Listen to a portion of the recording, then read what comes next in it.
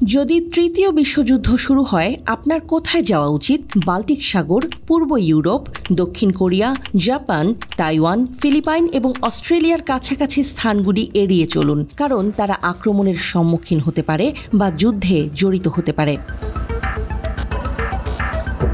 নিরাপদ থাকার জন্য এই শর্তগুলি পূরণ করে এমন জায়গাগুলি খুঁজুন। ১. সংঘর্ষ ঘটাতে জড়িত নয়। ২. লড়াইয়ের পরিকল্পনার কেন্দ্রবিন্দু নয়। ৩. মিসাইলের লক্ষ্যবস্তু হওয়ার সম্ভাবনা কম। ৪. ক্ষতি এড়াতে প্রধান যুদ্ধ এলাকা থেকে দূরে থাকুন। ভালো বিকল্পগুলির মধ্যে রয়েছে প্রশান্ত মহাসাগরের গ্রীষ্মমণ্ডলীয় দ্বীপ, যেমন ফিজি বা টুভ্যালু। ফিজি প্রধান যুদ্ধ অঞ্চল থেকে অনেক দূরে, কৌশলগত গুরুত্বের অভাব রয়েছে এবং একটি ছোট সামরিক বাহিনী রয়েছে যার কোনো জোট নেই যা এটিকে যুদ্ধে টেনে আনতে পারে। ফিজির আরও উত্তরে টুভ্যালু, দূরবর্তী এবং সংঘাতপূর্ণ এলাকা থেকে দূরত্বের কারণে লক্ষ্যবস্তু হওয়ার সম্ভাবনা কম। এটি খুব কম জনবহুল। নিউজিল্যান্ড আরেকটি নিরাপদ বাজি, ইন্দো প্যাসিফিকের তীব্র লড়াই থেকে অনেক দূরে। এটির উন্নত অবকাঠামো রয়েছে এবং খাদ্য উৎপাদনে স্বয়ংসম্পূর্ণ, যা যুদ্ধের কারণে সৃষ্ট ব্যাঘাতের সময় অত্যন্ত গুরুত্বপূর্ণ।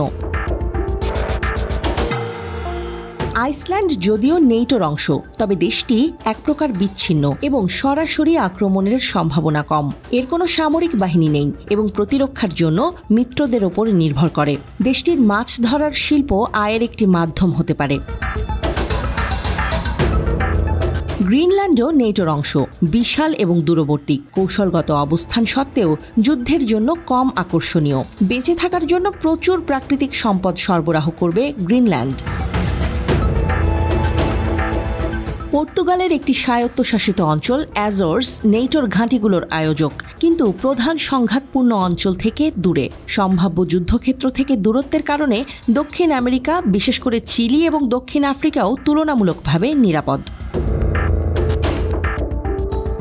রাশিয়া ইউক্রেন যুদ্ধ বৈশ্বিক পারমাণবিক যুদ্ধের আশঙ্কা বাড়িয়ে দিচ্ছে।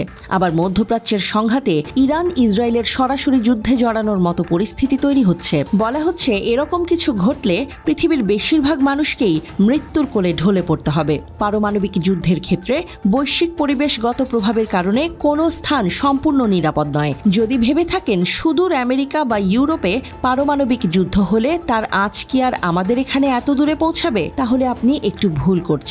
আপনি যেখানেই থাকুন না কেন, পারমাণবিক বিস্ফোরণের হাত থেকে আপনার রক্ষা পাওয়ার সম্ভাবনা বেশ অল্পই বলা চলে।